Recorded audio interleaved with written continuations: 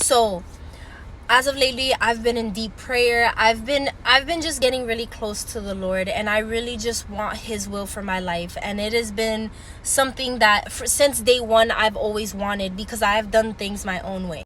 Now, with the topic or the thing that I'm currently praying over and praying with, it's funny because God is just showing me how to forgive, how to fight, how to go into battle, how to intercede, how to lift someone up who isn't at the same kind of position that I am spiritually.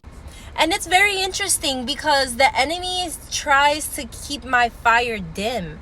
And I'm a strong prayer. Like, anybody that follows me, you know, when we get on live, we pray. But I feel like my fire has been like a little like a flicker rather than a flame. And it's funny because I can see who's behind that, who's behind the I don't really feel like praying right now, I don't really feel. But then there's moments where I'm kind of like, I know who my God is, and I just start like praying in the spirit, and it's just crazy.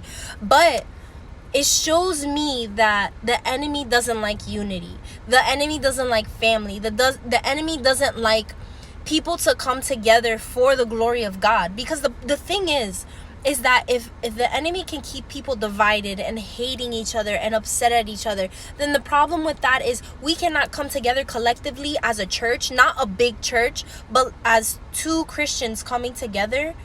The enemy doesn't want that, because what happens is there are people attached to that yes. When two Christians, or when one Christian says yes, there are people attached to that yes that you are assigned to. So when you give God your yes, it could be that your siblings are saved. It could be that your parents are saved. It could be that your friends are saved. It doesn't matter what that looks like. The point is that when you give God your yes, and when you give God your family, and you give God your plans and everything attached to that is for other people to be saved. And the enemy doesn't want that, because the minute that we lose sight of who's behind the fights, who's behind the arguments, who's behind the division, then we start attacking that person and not the spirit behind the person.